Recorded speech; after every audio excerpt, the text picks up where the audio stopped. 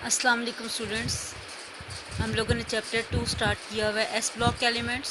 कल हमने trends in chemical properties of alkali metals पढ़ा था।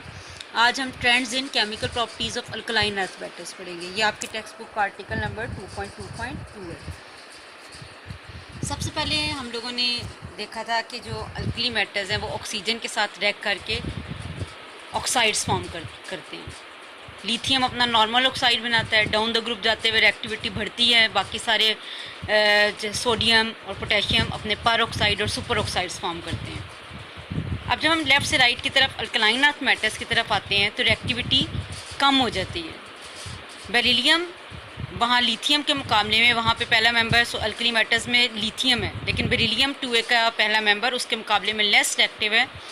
लिथियम ऑक्सीजन के साथ रूम टेम्परेचर पर रिएक्ट करके नॉर्मल ऑक्साइड फॉर्म कर लेता है, लेकिन बेरिलियम ऑक्सीजन के साथ रिएक्ट करके रूम टेम्परेचर पे ऑक्साइड फॉर्म नहीं करता। इस रिएक्शन को कंप्लीशन के लिए 800 डिग्री सेंटीग्रेड जो है ना वो टेम्परेचर रिक्वायर होते हैं। तो यहाँ पर हमने ये साथ ही कंपेयर कर लिया कि लेफ़्ट से राइट की तरफ आते हुए रिएक्टिविटी में डिक्रीज़ आ जाता है।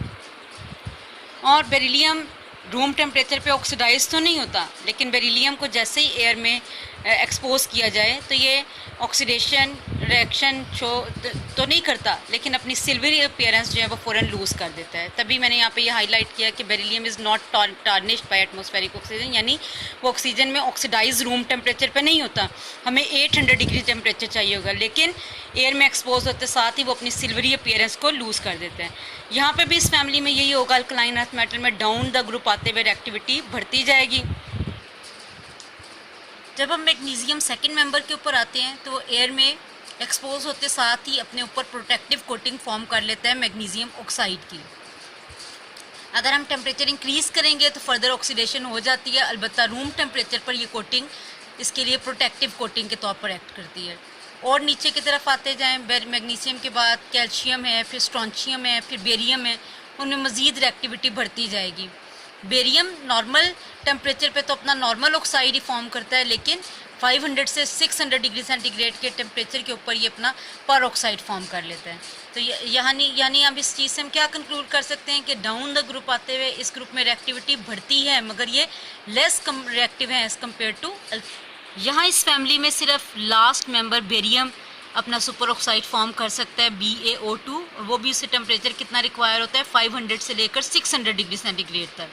लेकिन अल्कली मेटल्स में किसी भी मेंबर को इतना हाई टेम्परेचर रिक्वायर नहीं है, रूम टेम्परेचर पे ही वो फॉर्म कर लेते हैं पर ऑक्साइड और सुपर ऑक्साइड। पोटेशियम अपना सुपर ऑक्साइड भी रूम पे फॉर्म करता है और सोडियम अपना पर ऑक्साइड भी रूम टेम्परेचर।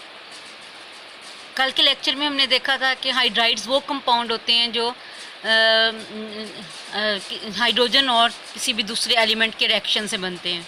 तो अल्कली और अल्कलाइन अर्थ मेटल्स दोनों आयनिक हाइड्राइड्स देते हैं हाइड्रोजन के साथ। अल्कली मेटल्स जो हैं उनमें मैंने बताया था कि पहले 3 मेंबर्स को हाई टेम्परेचर की ज़रूरत होती है, बाकी सारे नॉर्मल पे बना देते हैं। लेकिन चूँकि इस ग्रुप की रिएक्टिविटी अल्कली मेटल्स के मुकाबले में कम है, तो हाइड्राइड्स ये फॉर्म तो कर लेते हैं, लेकिन हमें मोल्टन फॉर्म में चाहिए होते हैं अल्कलाइन अर्थ मेटल्स, और हमें हाई प्रेशर की ज़रूरत होती है। फॉर एग्जांपल मैग्नीशियम को अगर हाइड्रोजन के साथ रिएक्ट करवाना पड़ जाए तो ना सिर्फ हमें हाई प्रेशर की ज़रूरत होगी, बल्कि हमें कैटलिस्ट भी रिक्वायर होते हैं MgI2, तब जाके फिर बनता है मैग्नीशियम हाइड्राइड MgH2। ये इक्वेशंस इंडिकेट कर रही हैं कि मैग्नीशियम और हाइड्रोजन को रिएक्ट करवाने के लिए हाई प्रेशर के साथ साथ कैटलिस्ट की भी ज़रूरत है, लेकिन डाउन द ग्रुप आते हुए रिएक्टिविटी बढ़ जाती है। कैल्शियम और hydrogen can form calcium hydride at room temperature, और जितना आप नीचे की तरफ आते जाएंगे इस ग्रुप में रिएक्टिविटी अल्कली मेटल्स की तरह बढ़ रही है। अब पॉइंट नंबर 3 जो है, इसमें आपने पॉइंट ऑफ कंपैरिजन को याद रखना है। देखें, जब आपने अल्कली मेटल्स में रिएक्टिविटी पढ़ी थी तो वहाँ पे आपने क्या नोट किया था कि वहाँ पे सिर्फ लिथियम नाइट्रोजन के साथ डायरेक्टली यूनाइट करके नाइट्राइड्स फॉर्म कर लेते हैं, लेकिन ग्रुप 2A के तमाम एलिमेंट्स नाइट्रोजन के साथ हीटिंग पे रिएक्ट करके अपने नाइट्राइड्स रिस्पेक्टिव फॉर्म कर लेते हैं। फॉर एग्जांपल मैग्नीशियम होगा तो मैग्नीशियम नाइट्राइड फॉर्म होगा, कैल्शियम होगा तो कैल्शियम नाइट्राइड होगा। तो ये आपके सामने इक्वेशन रिप्रेजेंट हुई है जिसमें मैग्नीशियम नाइट्रोजन के साथ रिएक्ट करके अपना नाइट्राइड फॉर्म कर रहा है Mg3N2। इन नाइट्राइड्स की ये प्रॉपर्टी है कि वाटर के अंदर जब ये हाइड्रोलिटिक रिएक्शन देते हैं तो इनसे अमोनिया भी प्रोड्यूस होती है और हाइड्रोक्साइड भी। मैग्नीशियम नाइट्राइड का वाटर के साथ रिएक्शन यहाँ पे शो हुआ है कि वाटर के साथ बहुत विग्रस रिएक्शन देते हैं। ज़रा सी भी इनको मॉइस्चर मिल जाए तो ये रिएक्ट करके अमोनिया और हाइड्रोक्साइड फॉर्म कर लेते हैं। जैसे कि मैग्नीशियम नाइट्राइड होगा तो अमोनिया के साथ जो हाइड्रोक्साइड बनेगा वो मैग्नीशियम का हाइड्रोक्साइड बनेगा।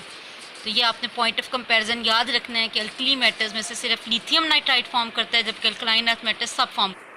अल्कली मेटल्स की तरह अल्कलाइन अर्थ मेटल भी सल्फर के साथ रिएक्ट करके सल्फाइड फॉर्म कर लेते हैं, और लेकिन लेफ्ट से राइट की तरफ रिएक्टिविटी कम होती है, तो they are less reactive towards sulphur as compare to alkali metals, but all can form sulphide like magnesium and sulphur combined together to form magnesium sulphide. Number 5 में पॉइंट में भी कोई पॉइंट ऑफ डिफरेंस नहीं है, ये similarity है दोनों के दरमियान 1A और 2A के दरमियान, कि 1A और 2A के दोनों मेंबर्स हेलोजन के साथ रिएक्ट करके आयनिक हैलाइड्स देते हैं। For example Ca + Cl2 give you CaCl2। This reaction number 6 is very important. इसमें अब आपने ये चीज़ बहुत गौर से देखनी है कि बेरिलियम जो पहला मेंबर है, मैंने कल भी बताया था उसके पेक्यूलियर बिहेवियर में कि पहला मेंबर लीस्ट एक्टिव होने की वजह से कोल्ड और हॉट दोनों कंडीशन में वाटर के साथ बिल्कुल भी रिएक्ट नहीं करता, लीस्ट एक्टिव है। लेकिन जब आप सेकंड मेंबर मैग्नीशियम की तरफ जाते हैं तो वो बेरिलियम के कंपैरिजन में रिएक्टिव है, लेकिन फिर भी उसका कोल्ड वाटर के साथ रिएक्शन नहीं होता। बेरिलियम दोनों ही स्टेट में रिएक्ट नहीं करता,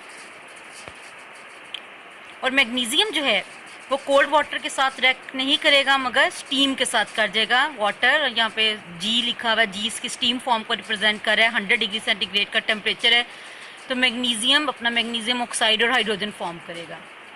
बेरिलियम बिल्कुल रिएक्ट नहीं करेगा even and red hot temperature पे। दूसरा मेंबर मैग्नीशियम जिसमें रिएक्टिविटी कुछ हद तक बेहतर हो जाती है, वो स्टीम से रिएक्ट कर जाएगा, लेकिन जो रिमेनिंग मेंबर्स हैं वो सारे के सारे रिएक्ट तो कर जाते हैं कोल्ड वाटर के साथ, लेकिन वो सारे के सारे हाइड्रोक्साइड्स फॉर्म करते हैं। ये आपने बहुत अच्छी तरह रिएक्शन नंबर 6 देखना है कि बेरिलियम बिल्कुल रिएक्ट नहीं कर रहा, मैग्नीशियम अपना ऑक्साइड फॉर्म कर रहा है स्टीम के साथ, और जो रिमेनिंग अल्कलाइन अर्थ मेटल्स हैं वो वाटर के साथ रिएक्ट करके ऑक्साइड्स फॉर्म करने की बजाय हाइड्रोक्साइड फॉर्म कर रहे हैं। फॉर एग्जांपल अगर मैं ले लेती हूँ कैल्शियम के लिए, तो कैल्शियम और वाटर के साथ जो प्रोडक्ट आएगा वो कैल्शियम ऑक्साइड नहीं आएगा मैग्नीशियम ऑक्साइड की तरह, बल्कि CaOH होल ट्वाइस। उससे नीचे बेरियम है, स्ट्रॉन्शियम है, स्ट्रॉन्शियम और वाटर रिएक्ट करके स्ट्रॉन्शियम हाइड्रोक्साइड और हाइड्रोजन देंगे। फिर बेरियम की अगर हम बात करें तो वो और वाटर रिएक्ट करके बेरियम हाइड्रोक्साइड देंगे।